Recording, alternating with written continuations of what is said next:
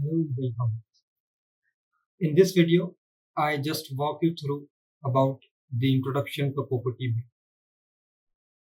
which is a Python-based digital logic verification framework. And at the end, we'll try to see a verification of a 2x1 multiplexer using this Cocotb in Python. So before moving to that, let me give you a bit introduction about this Cocotb, what this Cocotb is all about and how it works. Okay. And why to use Cocotb if already we have UVM standard TestBench architectures or SystemVerilog TestBench architectures. We'll see those things in the later step. So this Cocotb is Coroutine COsimulation TestBench, and it is an open source framework hosted on GitHub. Cocotb is a library for digital logic verification in Python.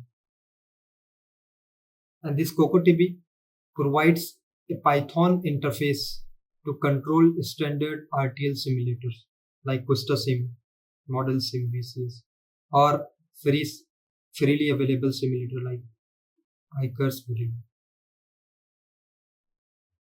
And it offers an alternative to using Verilog, SystemVerilog, a VHDL framework for verification. So now you might be thinking, why not just use HDLs, hardware description languages for verification? So HDLs, as you know, hardware description languages, are great for designing hardwares. But this hardware design and verification, both are two different things. This design is a synthesizable one, and the verification is non-synthesizable one, like a non-synthesizable construct. These both are different things. So using the same language for designing as well as verification might not be the good idea. Hence, higher level language concepts like OOPS, object-oriented programming, are useful when writing complex test benches. So there are two possible ways to improve the situation. First one is add higher level programming features to hardware description language. So the SystemVerilog is the first approach.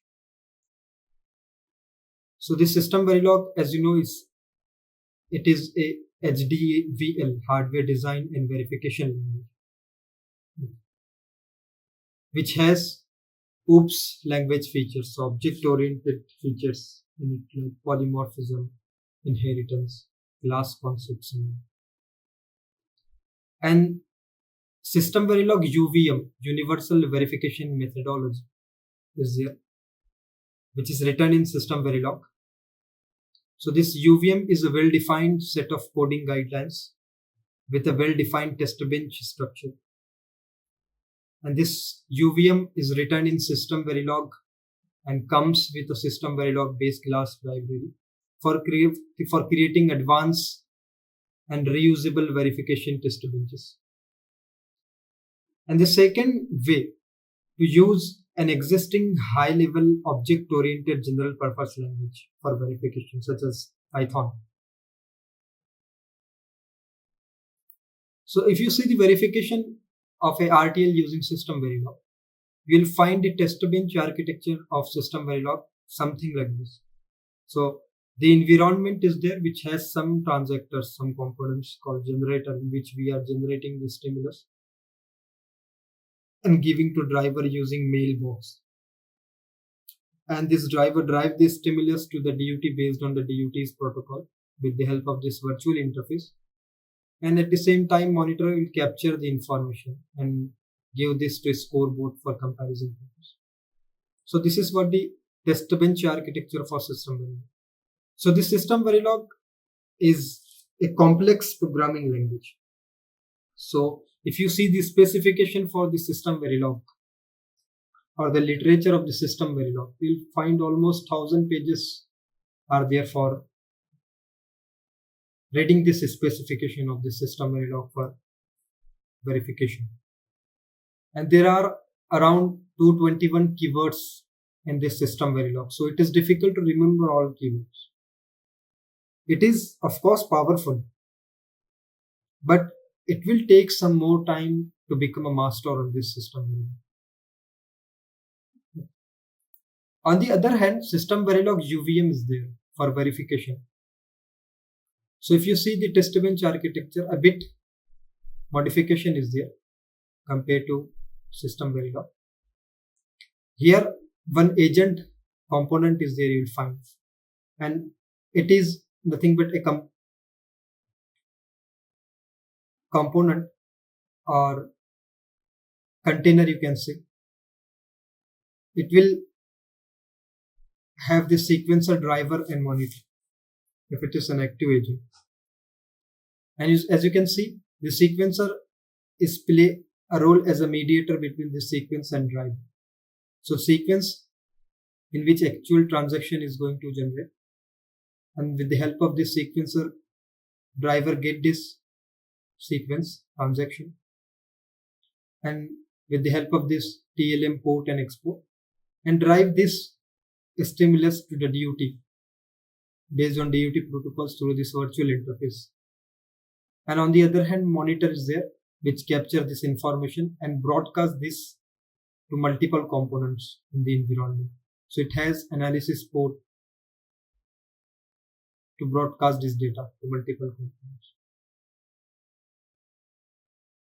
So this UVM is written in SystemVerilog and comes with a SystemVerilog base class library for creating advanced and reusable verification test benches. But the problem with SystemVerilog UVM is that it is also complex, similar to SystemVerilog. Here some more documentations are there to read. Around 300 or more than 300 classes are there in UVM. Again, very powerful, but on the other hand, it will take some more time to become a master in UVM. Now verification using Python. So the Cocotb developers find this SystemVerilog and UVM are a bit complex to understand. If a new person wants to learn, it will take some more time to become a master in that. So this Cocotb developers, Chris Higgs and Stuart Hodgson, tried a different approach.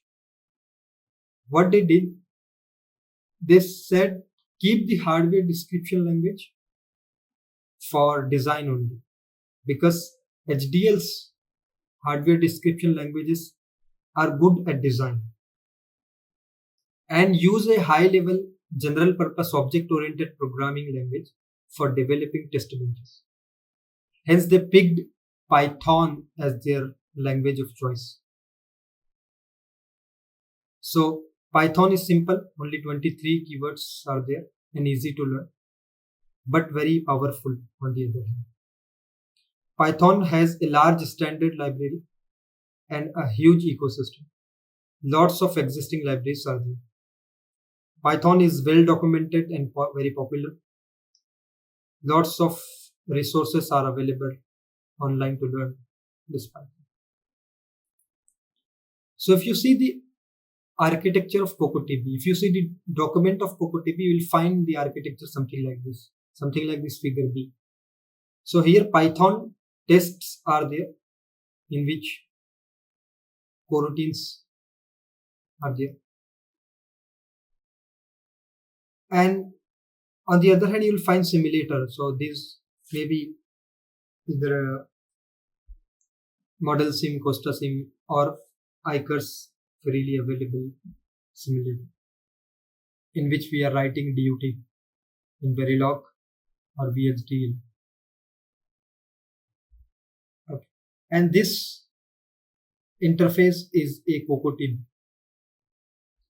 With the help of Verilog programming interface or VHDL programming interface, we are communicating with this simulator in Python. So if in the figure A you will find a simplified diagram. So the Python test, this Cocotb is there. So this Cocotb is like a bridge between this Python test and RTL simulator. And with the help of this Verilog programming interface or VHDL programming interface, we are communicating. This Cocotb is communicating with this simulator, RTL simulator, and in which we are defining a DUT, design unit test. So this is the simple architecture of Cocotb.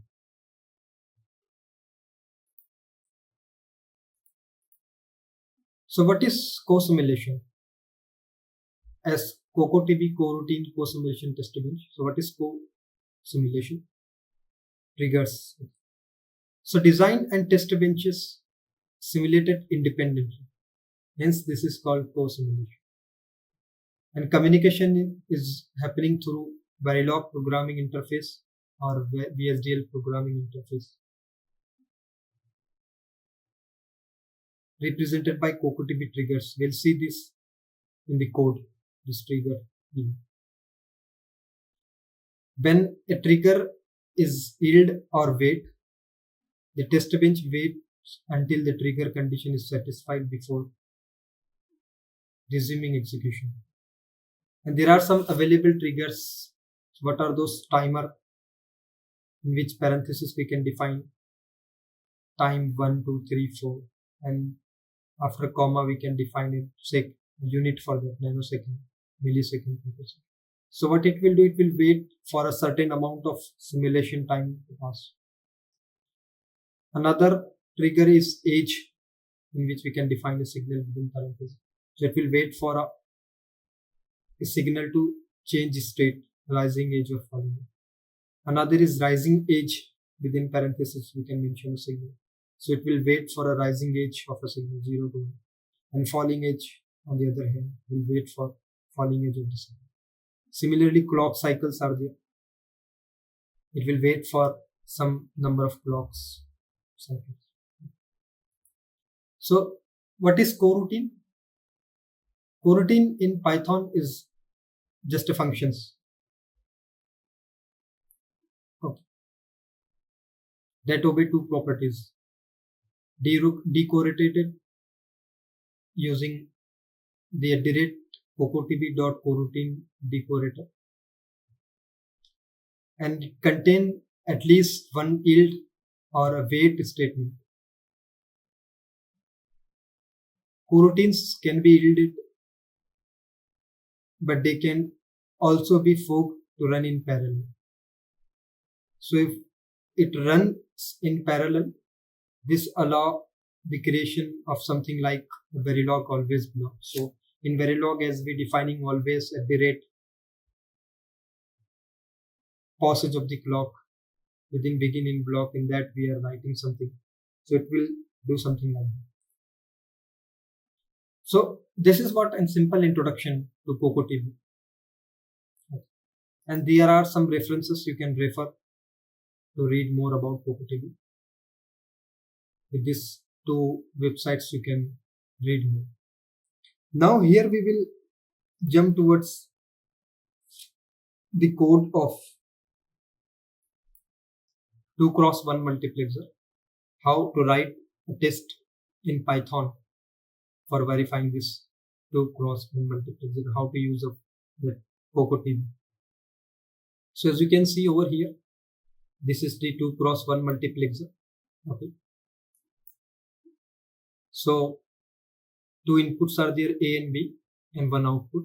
Whenever select is 1, Y will be A. Okay, and whenever select is 0, Y will be B. Simple. Same I have mapped over here. Module and module, inputs and output. And as you know, in Verilog by default ports are wire in each, and we can use continuous concurrent assignment statement, like assign output Y is equal to If select is 1, y assign y is equal to a, else assign y is equal to b. So you can see that. And within initial begin end block, I'm just dumping the things to see the waveform using GTK. Very simple. Now, if you see the make file, let me walk you through the make file, how to write a make file. This sim is defined a simulator. Here we are using iCars Verilog freely available simulator. If you have standard simulators, you can use Costa or Rivera Puro or Model Simulator. So the top level language for us is Verilog. If you are writing VHDL, you can write VHDL. And this is what our mux design, mux.v. So you can say the mux.v. And the top level is mux 2x1. Okay, so you can see the name mux 2x1 is our top level. And the module here we need to write a test name. So this test name is testmux.py. So you can see text testmux.py. So you can write testmux. And this include, with this include, we can include a Cocotb's make rules to take care of the simulator setup. Okay. So in the make file, we have to add this many lines of code. Already we saw the RTL code.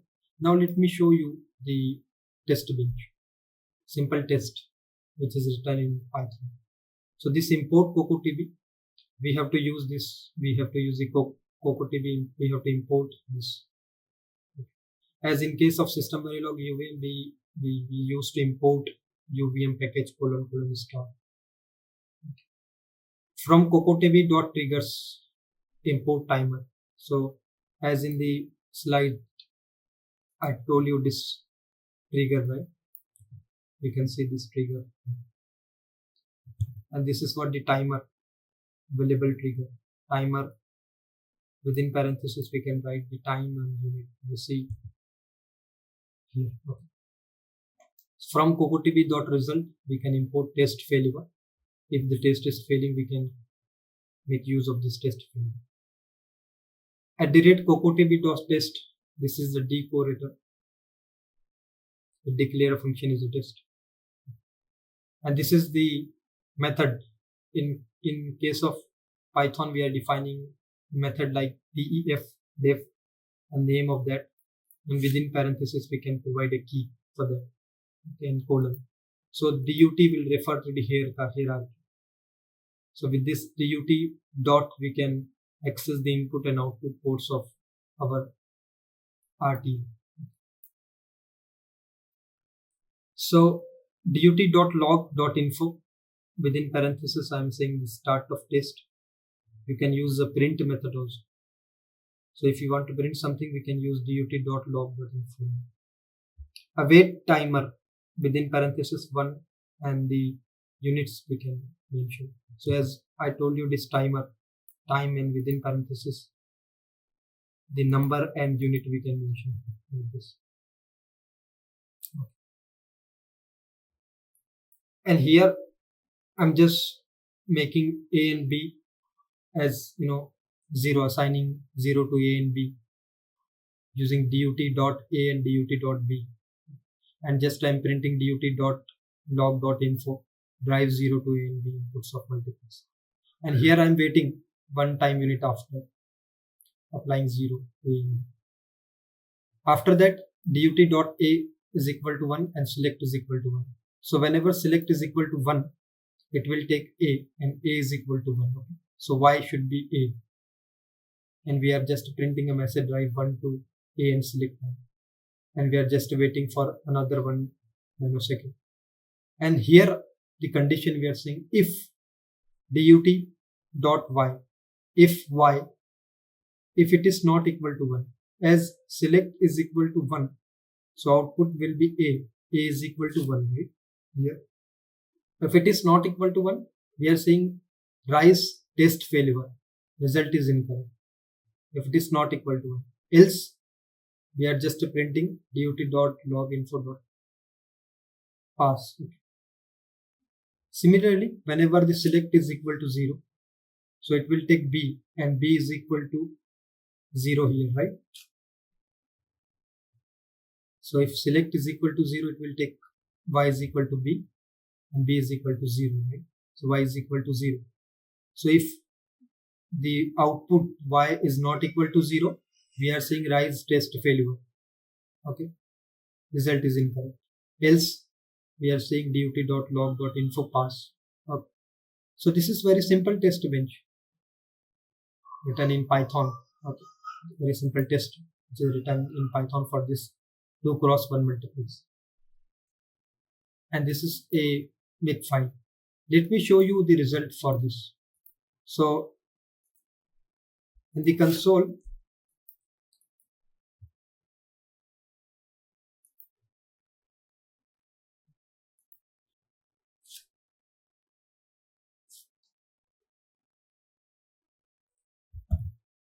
it got hang. Let me check once.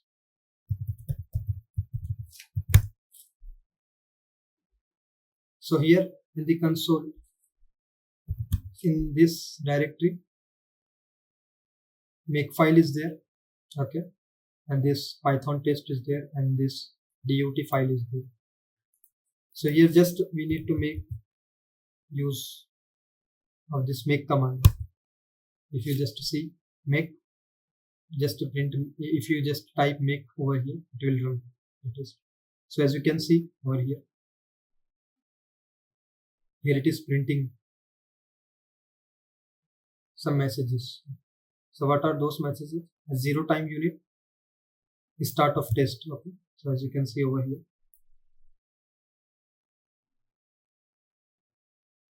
the start of test here, right? And we are assigning A 0 and B is equal to 0, the inputs of multiples, and we are just printing drive 0 to A and B. Okay, and we are waiting for 1 time unit. Okay, so as you can see, after that 1 time unit, we are making A is equal to 1 and select is equal to 1, and we are printing message drive 1 to A and select inputs of multiples. So as you can see over here, at this 2 time unit, driving 1 to select and A of inputs of 2x1 multiples, and we are waiting here again 1 time unit. So this 1, 2 and 3 time unit, we are saying that condition, if output is not equal to 1, then fail, rise test failure, else pass. So after 3 time unit, you can see this info is passing. Similarly, if select is equal to 0, we can see select is equal to 0 and drive this at time t 3 nanosecond. We are saying drive 0 to select, and again we are waiting for again 1 time unit. So at 4 time unit, after 4 time unit, if we are saying if output is not equal to 0, rise test failure, else pass the test. As you can see, at 4 time unit, the test is passing. So this is what something interesting, how we can use a Python test for verifying our RTL using Cocotb. So with this, I hope you have understood the concept, introductory part of Cocotb, what is Cocotb and how to use a Python for verification of a RTL. Okay. So in the next video, we will try to see some sequential examples, and we'll try to explore the more concepts of this Cocotb in Python for RTL verification. So with this, I hope you have understood the things. You got some introductory idea about introduction to Python for RTL verification with the help of Cocotb. And also I hope you have understood and enjoyed this complete. Okay. So thanks for watching. Thank you.